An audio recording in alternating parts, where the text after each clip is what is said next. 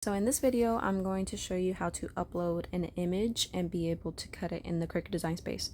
So first thing is you're going to go to this bar at the bottom and you're going to hit where it says upload, and you have three options. You can either take a photo, so if you have a font that you have and you really like the way that it looks, you can take a picture of it and use that. If you have a font or a picture in your photo gallery, you select from photo library. Or if you have an image that you already did the whole process on, you already have it saved in your Cricut Studio, you hit open uploaded images, and I'll show you what that is later. So I have an image that I created and I took a screenshot, so it's in my library.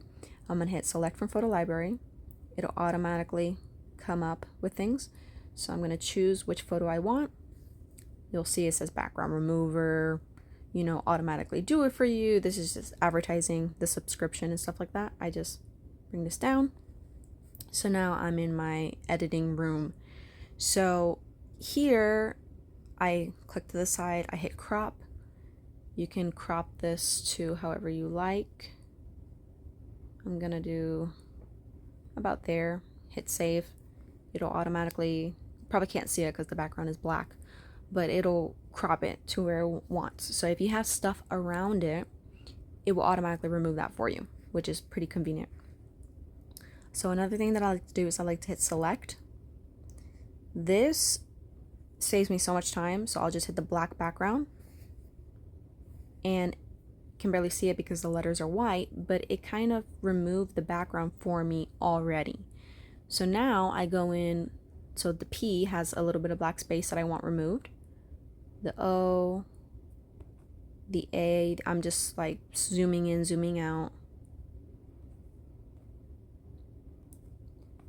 The other P, this is essentially everything that I don't want in my image that I want the Cricut machine to cut out, because if you don't remove this, it will leave it blank.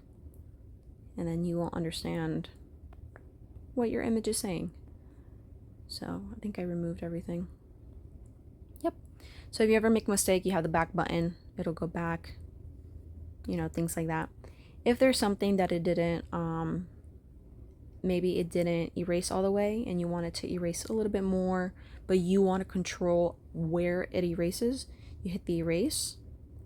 And now you have your option of a big eraser, really, really big, a small eraser, really, really tiny. So if I have a big eraser like this, I can now erase and it'll remove all that. It's like, oh, I went a little too far. I erased something that I didn't want it to. Go back. Okay. So once you are done there and you more or less have what you think your image is going to be, I accidentally erased. Now you go to apply in the top right corner. And again, it'll show you, how do you want it to cut? Do you want a single layer? Do you want flat graphic? Do you want multiple layers? I always hit single layer. I don't think there's a difference in the other ones. Flat graphic is essentially when you have a print then cut feature. So when you print something on your computer and you want your Cricut to cut specifically to where you printed, you would hit flat graphic. I just do single layer. It's easier for me. So single layer, hit next.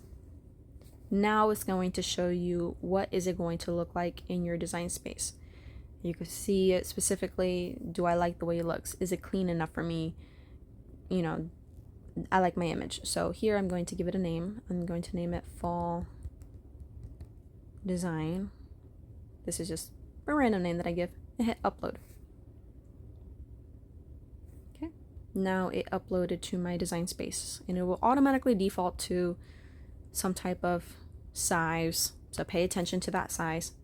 I selected it. It's showing me it's 19.73 inches wide. Of course, that's too big for my mat. I don't want it that big. So I'm going to go to edit. I'm going to go to width. Let's say I want it to be 9 inches wide. There we go. Automatically have it set. And then I can hit make it and set it up in whatever color font that I want to. Quick note, this is in black. Hit make it. It's automatically going to throw it in a black material. It doesn't mean you have to upload a black material. This is what it automatically does. If I want to change it for visual, I go to edit, basic operation, and say, oh, I'm gonna imagine it in an orange font. There we go. It'll do that to your image. Okay, so let's say I want to add another image that I had a long time ago. I was like, oh, I could really add a pumpkin to this. I think it would look super cute. Hit upload, hit uploaded images. These are now different images that I have created. So yes, I have lots. So I have this little pumpkin here. I'm gonna hit the plus sign, add it to canvas view. Now you can just, oh, I guess it's not going. Well, you hit view and then it'll go back to your canvas so you can see it, or you can just hit the back arrow. And as you can see, it's already added. I can make it smaller and say, oh, I want it to go right here in the corner, but I want it to be about this big. I want it tilted a little bit. Oh. Sometimes you have to zoom in just to really see it and get it to where you want it to go. I can do it there. That seems like a good size. Okay, now let's say I want my pumpkin to be with those black lines, but I want it to be orange. What do I do? Okay, you're going to take this image, select it.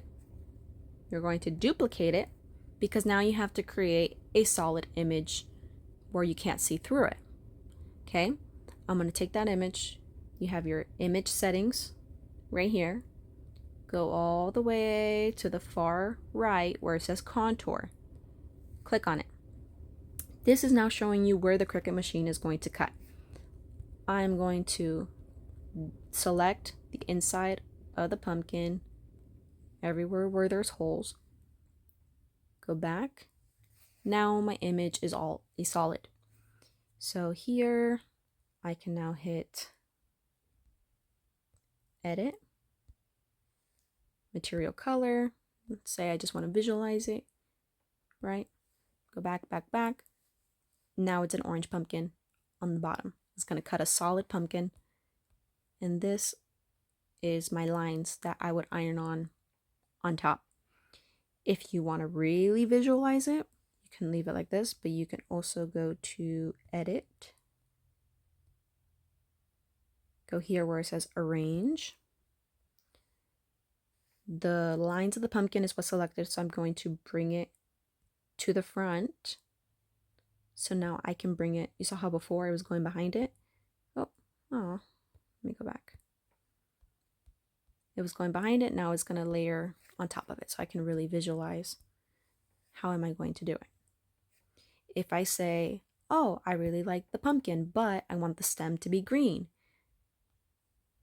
you can duplicate the lines on top, or you can duplicate the solid pumpkin, whichever one you want. I'm going to duplicate the solid pumpkin just so you can see it. I'm going to go to contour. I am now going to select the inside, the base of the pumpkin, and maybe the lines, because I just want the stem, right? Bring it out. That didn't give me what I wanted. Go back to contour. Click the lines. Okay. The stem is the only thing that's dark, so that tells me it's only going to bring me the stem. Go back to here. I'm still selected on the stem.